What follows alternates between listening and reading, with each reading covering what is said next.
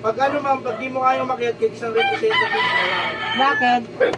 Kaya niyo po bang umakyat para sa census po? Bakit hindi binahay-bahay? Kasi nga ma'am gusto niyo bahay-bahay.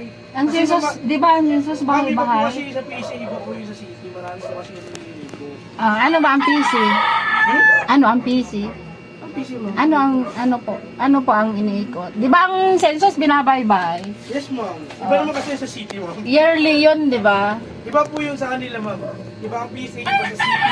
Sa city po ako. Tingnan po city government. Tapos, Yung ang census namin ma'am, punta nga kay South Coast. Nandun po kasi yung pinaka-register namin ma'am. Punta na lang po kayo doon tapos pa-census po. O, mapasensus po ba kayo? di ba sinisensus naman lahat? Opo, sinisensus po lahat. Oo. Kaya nag-update po kami ng data namin. Kaya nga po, di ba ang census binabahay-bahay, dito nagtatanong ng ano?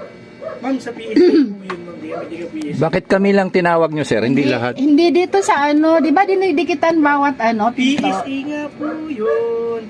Philippine Statistic Authority. Iba po ang tiga Antipolo City Government. Okay. Huwag na lang kayo ma'am, nandun po yung registry natin ha. Ah, sige. Thank you po. Bye.